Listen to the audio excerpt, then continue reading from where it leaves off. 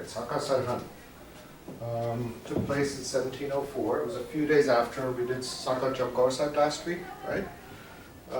So Vade Sahibzade were Shaheed a few days later.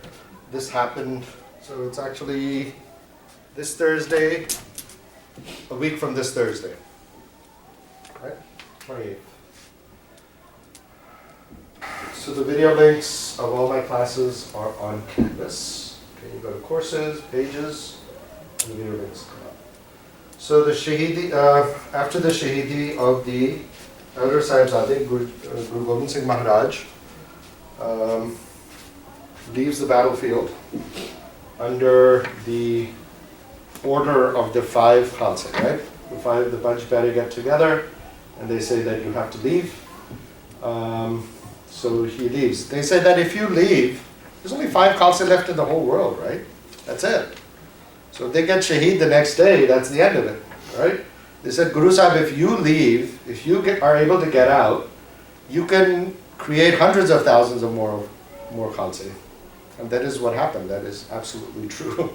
In the next year or two, it's like hundreds of thousands of more Khalsa were, taking birth, rebirth. So in this period now, whose clothes is he wearing? From last week, he exchanged clothes with Bhai Sangat Singh, right? So it's not even his own clothes. He's not wearing his own clothes. He took off his shoes. Remember, he took off his shoes because he was going to walk on the battlefield. So he doesn't have his shoes. These are Sangat Singh's clothes. He's not wearing his own clothes. The star is not his own. Okay, that's Sangat Singh's. He doesn't have his kalgi. He gave his kalgi to Sangat Singh, right? He doesn't have his horse. Doesn't even have his hawk, right? So he writes in Zafarnama later, na sazo, na bazo, I don't remember the whole thing, but I don't have all the trappings of a king. So I don't have my kalgi, I don't have my baj, but the king, I don't have the trappings of the king, but the king of the world is in my heart. He writes to Aurangzeb that at this time, the king of my heart, the king of the world was in my heart, right? So he's sleeping on the ground, uses a rock as a pillow, all alone, right? And this is the famous Shabad that he wrote in this period, Mittar Pyare Nu. What is it? Mittar Pyare Nu? Hal Murida. Go ahead. Alphabet. Yeah. Udbin Re. Rog. Rog Rajaya. Da Orden. Da Order Nag Nibasa. De Rehna. De Rena. Without. Oh, without the taking over of blanket is like. So Rajai. Everybody heard the word Rajai, right? Rajai, lo, Rajai is a blanket. Okay. Taking over the blanket is like a disease, right? And I living in the house is like living with serpents. Right. Sul Surai, Khanjar Payala, Linga Kasaya, Rasena. The flask is like the spike, the cup is like a dagger, and the separation is like enduring the chopper of the butchers. Yarade Das Anusattar Changa Patakere Andarana. The will of my beloved friend is most joyous, and the worldly pleasures are like furnace. So who is the beloved friend he's talking about? Right. The creator, the divine creator. He's calling him Mittar Pyare, right? Yarade Da, Mera Yar. Yar is my buddy. It's even more than friend, right? Yar is like, hey, we're buddies, right? Yarade Da Sanu Sattar Changa. All my buddy does to me, right, is so joyous, so beautiful, and the pleasures of the world, those trappings of the king, are like a furnace. He's talking about the Rajaya, they're like serpents if you are not in my heart, right? The flask is like, the cup is like a dagger if I'm separate from you. Right? Such a beautiful shalom. So then he starts meeting other people in the jungle, the Machivada jungle. So he meets this man who comes and tells him that the Chote Sahibzade are Shaheed. And then he tells him the story. So the story starts, of course, in separation at the river, the flooded river, Sarsa Nadi. So the Chote Sahibzade and Mata Gujri get separated, right? where this flooded, and Mata Gujri and the Chote Sahibzade get separated from the main group. Right, 500 Khalsa left Ranpur. After this whole thing, the river and the battles they have to fight to get over the river. There were, anybody remember how many left? 43. 43. What's the count? 40 were? 40 Khalsa. Khalsa and Sahibzade. 2 Sahibzade and Guru Gobind Singh. Guru Gobind Singh. 3. 43. That's the total number of Khalsa left. Alright, so of course we're not counting these 3. Chote Sahib Baba Fateh Singh, Baba Zorawar Singh. So they meet Mushki water carrier first. It's very nice artwork, has been done over the years. This is the man who carries water. He first met Mataji, took her to his house. And then Gangu, who was had worked as a chef for Guru Sahib, Guru's house, he found out that Mataji is there. And he went to her and brought her to his house. Then he learns that there's a big reward for them. And he becomes evil, but he did something very evil. For the sake of the reward, he goes to the local police station and he tells them that the people you're looking for, Mataji and the 2 sons of Guru Gobind Singh Ji, are at my house. So this is in Morinda. So the police of Morinda now come to Gangu's house. He actually, this is back to the comic. Who is this, Gangu, right? Oh, okay, so Kamu takes them to their house. He's the water carrier. Takes them to his house. He runs into Gangu at the market, tells him that Mataji's at my house, and now Gangu figures he's going to deceive them and get a reward. So he takes them to his house. Then at night, he actually steals money from Mataji. She has some gold coins. She sees him. She was pretending to sleep, but she saw him stealing the coins. And in the morning, she tells him that, if you needed money, just tell me. And when he got mad, anyway, he goes to the police station. He tells them. So now they come and they arrest him. Ooh, sorry, this guy. Gracious host. Actually, what happens to him after the whole thing? The police come to Gangu's house, and they're like, "Where did you bury the coins?" Rather than giving him a reward, they came to his house and said, "Where did you bury the gold?" And they they tortured him, killed him. It was horrible. Like, they didn't even reward him. After the whole thing, they come back to his house. So now they take them to jail. And so this is the first night. Chote Sahibzade, so they do Rara Sahib Path, right?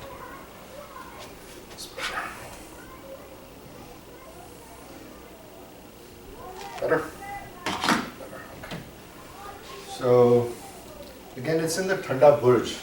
If you go to Fatehgarh Sahib, anybody been to Fatehgarh Sahib? You guys? Abneet, you've been there, really? Do you remember?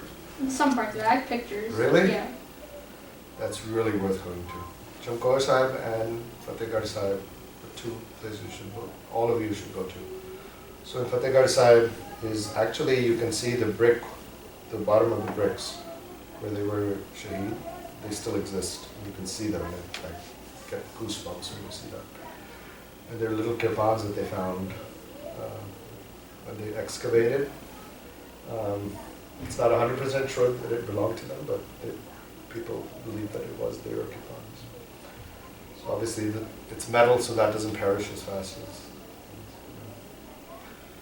Anyway, it's very touching. It's downstairs. When you go to Fatehgarh Sahib, it's below level. And then across from it is Gurdwara Thanda Burj. It's literally walking distance. You leave Fatehgarh Sahib, you walk 100 yards or so. And then you walk up. It was high, right? So it's Gurdwara Thanda Burj. Thanda means cold, and Burj is the tower. So the tower they kept them at was, there's no windows, so it's like open. Imagine being outside, no heating, even the kapde were just their regular clothes. They didn't give them blankets. They didn't give them food.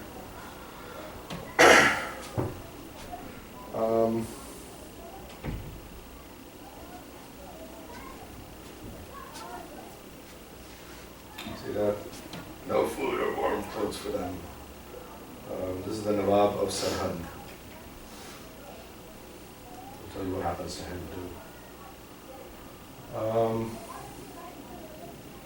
So the first night they're called it. The second night, Motilal Mehra ji is a devotee of the Guru. Motilal Mehra is Gurdwara is also across the street. Make sure you don't miss that, because he was a real hero of this whole story. He sold his wife's jewelry the first day. He bribed the guards just so he could bring warm milk to the Sahibzade and to Mataji. He bribed the guards. Very cute photos. I showed you. You guys were in Divan. They have the cups. You saw that? Syed, you saw that? Yeah. Pretty cool, huh? Mm-hmm. So then the next morning, Mataji is like all night, she's strengthening them, telling them stories of Sikh history and bravery, and she wants them to stand their ground the next day. She's concerned, right? 6 and 8 years old. 6 years old, man. We were all 6 years old. We have younger brothers or sisters who are. I mean, you know, this is a miracle that they had so much strength and fortitude. So they enter on purpose, the Nawab opens a small gate. So the gate's this high, so he wants that when they enter, they're going to go this way. So will have bowed to the court. This was a big deal when you bow before the king, right? And we're Khalsa, we're free. We only bow before Guru. We're not supposed to bow before any king.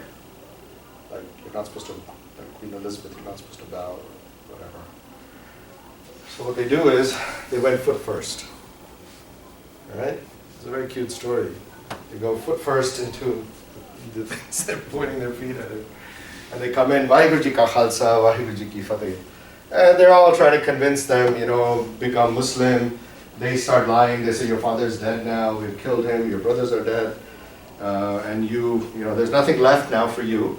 So become Muslim and we'll marry you into the Nawab's family, you'll be rich, big palaces, bow before the Nawab. So they're lying to him. Your father, Guru Gobind Singh, has been killed in battle. Even cops do this, they're just trying to get you to do something, they will lie to you, they're allowed to. So that night they go back and they tell Mataji what happened. She's so proud of them. And she's again strengthening them to face what's going to come tomorrow. Motilal Mehra now sells his home. Sells his house. Can you imagine? Selling your own home, taking all that you own, just so you can give milk to the Sahibzade. So he bribed the guards again with that money. It was a lot of money, I guess, right? And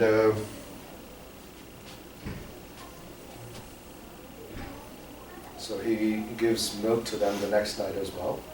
And she asks him, what did you do? He says, what did you barter this time? He said, my home, Mataji. So he had a wife, he had a son, he had a mother, Motilal Mehra ji. So they sleep that night. Next morning, so when she's leaving, you saw in the main divan, right? The last thing she tells them was, okay, remember who your grandfather is.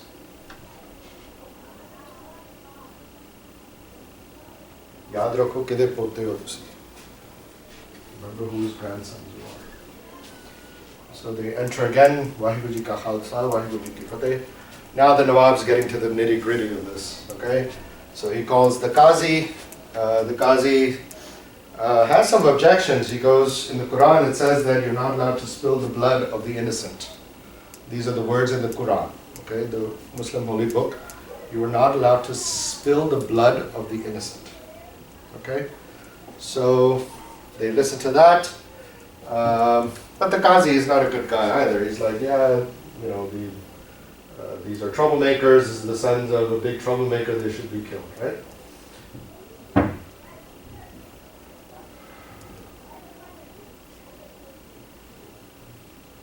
Then they ask, back and forth. The Sharia, the Islam states that the children should not be punished for their father's crime. So the Nawab is basically telling him, find a way to do this. I want to execute him. So this is Devan Suchanand, who is a Hindu priest, right? So he asks his advice. So the Nawab asks first the Qazi. Qazi is the Muslim priest, and then he asks the Hindu priest for his advice. So he says, "Sapte bacche sap hodne de." Sap is a snake. The offspring of a snake is still going to be a snake. What a horrible thing to say. This is now the Gyani ji, right? The Gyani of the Hindus. Again, that doesn't make everyone bad, but these are the religious people, so-called of that period. The Qazi is also saying it's okay. So finally the Qazi says, then he asks, Devan Suchanand asks Baba Fateh Singh that if we let you go, what will you do? Alright? He goes, we'll go back into the jungles, we'll make more khalsa, we'll find more khalsa, and we'll come and we'll fight against oppression, we'll fight against you again. This little 6-year-old is saying, right? And so they're like, wow, yeah, this is, so Devan Suchanand says, look, sabte bache sapi honde. The children of a snake are snakes. So then now the Qazi is thinking, he goes, the blood of an innocent should not be spilled on the floor, on the ground, so why don't we break them alive? This is the genius plan done by a religious man. So the Qazi figures out that by breaking them alive, you will not be spilling blood on the ground. So look who objects now. They tell the Nawab of Maler Kotla. Maler Kotla is a little town, area of Punjab, Maler Kotla. It still exists today. And he was the Nawab of Maler Kotla, also a Muslim. And his brother had been killed by Guru Gobind Singh Ji themselves in the Battle of Anandpur. So he goes, you can do the execution. You can take revenge on your brother. Nawab of Maler Kotla, who was not a very particularly religious man, said, no, this is wrong. It's called Hada Nara. You said, oh my God, you objected. There was one person in the entire court here who had the guts to stand up and say a 6 and 8-year-old child should not be bricked alive. And that was the Sher Muhammad Khan, the Nawab of Maler Kotla. And he left. Okay, he left the court. The man had guts, the man had ethics, the man had morals. Okay? More so than a quote-unquote religious person at the time. The Sikhs have always had so much respect for Maler Kotla. Okay? When Banda Singh Bahadur came and he destroyed Sirhind, Banda Singh Bahadur later comes and takes revenge on this. He finds the Nawab of Sirhind and he kills him. Okay? He did not touch the entire town of Maler Kotla. They were not our friends, they were still our enemies, but we had a debt to them that their Nawab got up and left and said, no, that's it. In partition, 1947, there was a lot of blood spilling where Muslims went into Pakistan and Sikhs and Hindus came here. There were killings on both sides. Nothing happened in Maler Kotla. It was a Muslim area. The Sikhs did not touch Maler Kotla. In fact, the daughter of the Nawab in the royal family, she gets a ticket from the Akali party, the Sikh party. The Nawab in Maler Kotla, she runs on the Sikh flag. So there's been a lot of love and respect for this town in Maler Kotla. So it's now decided now that they are going to be Shaheed, executed. So there he goes. Wow, look at this guy. Otherwise, tomorrow morning, you'll be bricked alive. So you tell them, same thing, convert to Islam. So they refuse. And they go back to the tower. They go back to the tower, and Mataji says her last goodbyes to them the next day. And she says, we will meet again in such kind, right? We've gone through this. those who die in the Guru Sharan do not die again. So Mataji didn't, the body perished, but Mataji's soul went ahead to Sachkhand, yeah? And so did the children's, right? So they touch her feet, and the last thing she tells them is, remember whose grandchildren you are. The Shaheed of Siskat Sahib.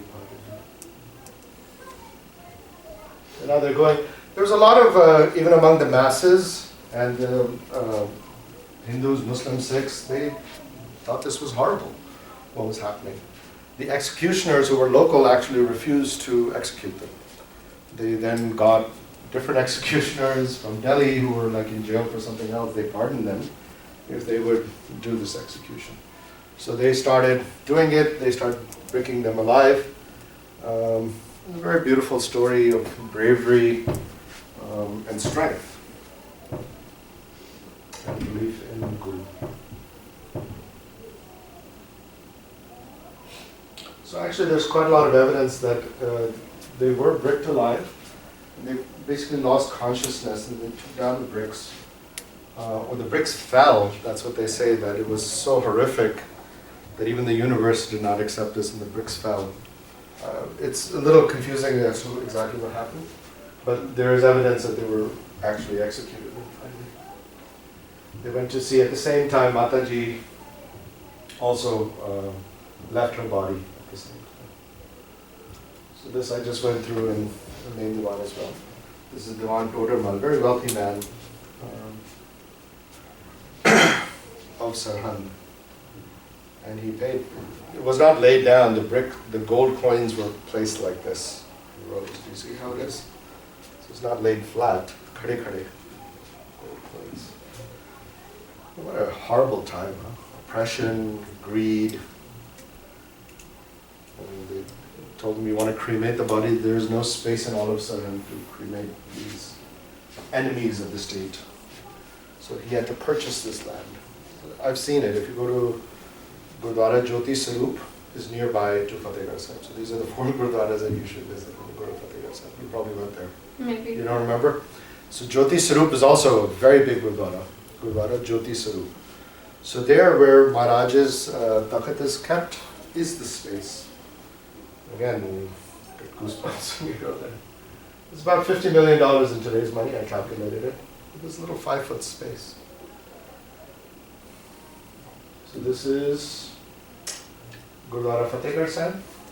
All right. Downstairs, if you go, you actually see the neon. You see the bricks. I mean, the wall was taken down, but you can see the bricks. And across from there, okay, can you guys see this? This one.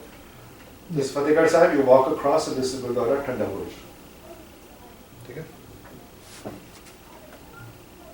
So this is Gurdwara Jyoti Sarup. This is the area, this is the space that was bought for $50 million. It's a very small space, this photo is almost.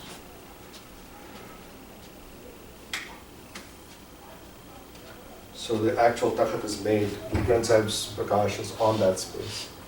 It was a very small space, and they were piled one on top of each other. Okay? Some of the photos show 3 piles of one.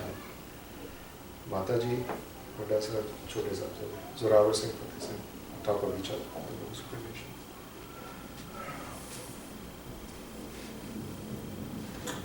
So this is Motilal Mehra ji, some different paintings of him, and these are the cups there. This is the Gurdwara. It's a very tiny Gurdwara. If you don't know it's there, you'll miss it. Like across the street from Fatehgarh Sahib, but do visit there. And the cups that he felt, he gave them milk from.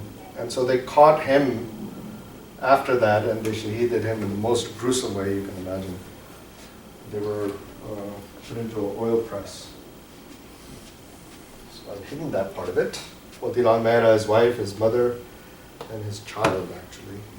The Mughals tortured them and killed them all. They're horrible people. So Guru Gobind Singh Ji then wrote a letter to Aurangzeb called the Zafarnama. It was a few months later. And he writes something very beautiful about his sons. He wrote that you're like a brick. You think that you've won? You think that you beat me because you killed my sons? Because my sons are like gold, okay? You don't have to write this down. So my sons are gold. He goes a brick, you're a rock.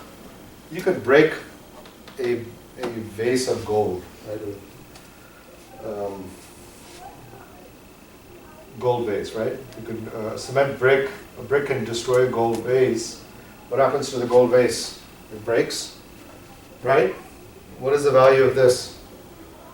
It's the same, it's gold, right? Even if you broke them, because my sons are still gold and you're still a brick.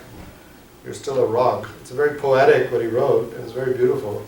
Because you're still a rock, you can break gold, but gold is still worth the same. Gold is still gold and a brick is still a brick. A stone is still a rock, a stone is still a stone. And gold my sons will always be of tremendous value. Nice. So what I'm going to do is, there's really no quiz for today.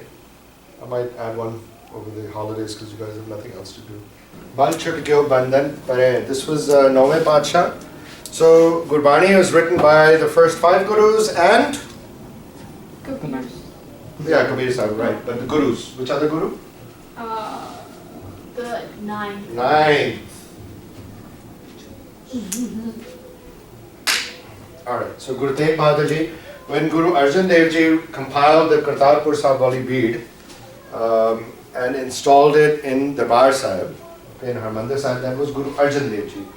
Wrote the first version of the Adi Granth, which was not given Guruship, but he wrote all the Bani as it is today of the first 5 gurus. Okay?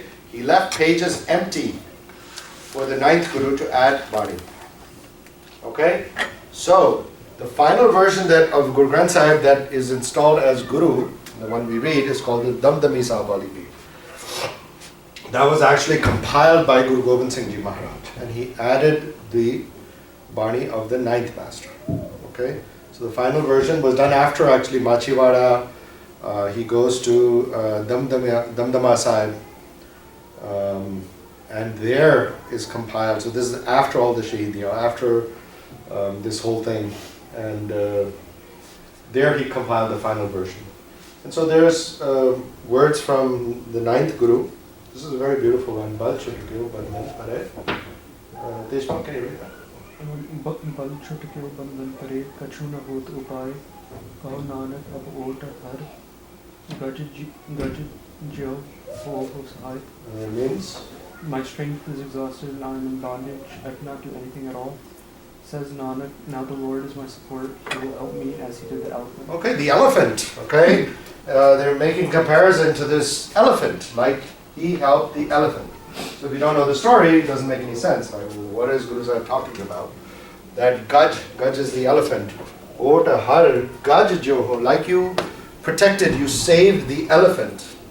Alright, so there is a Hindu mythological story, or maybe not mythological, okay? Some people think it's true, that there's a story where an elephant was being attacked by a crocodile, okay?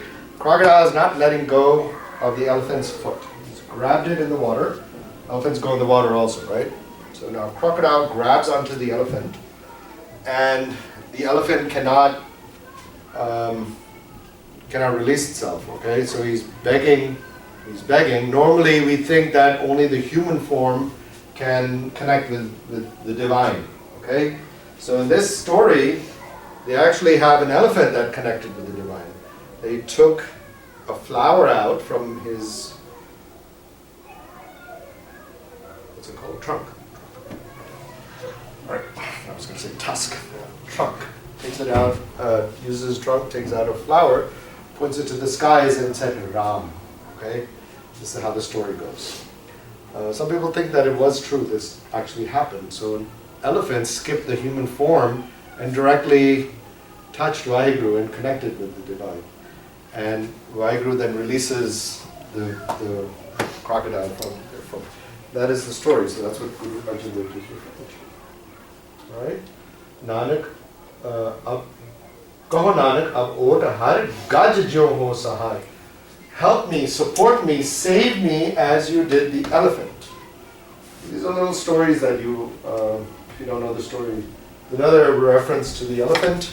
Yes, Jim? Do you think that animals can connect to Vaiguji? I've heard kathas where they say, yeah, this is what happened. Maybe you can. I don't know everything, but that's cool. Generally not. Generally not. I mean, the human form is where we can think freely. Animals don't have the freedom to think in that way. They can't make choices really. There's very limited choices. We can actually make choices. We often make poor choices, but we are able to make choices. So therefore, we can delve deeper and lower, or we can go higher spiritually, right? So we have that freedom as humans. Jen, could you read that? Tirath, but Ardhan kar man se man mein, man tare Gurmat. right? Those who make pilgrimages to sacred shrines, observe ritualistic fasts, and make donations to charity while still taking pride in their minds. Nanak med jat de jyo kanchar isnan. Ishnan. What is Ishnan? Shower. Bath.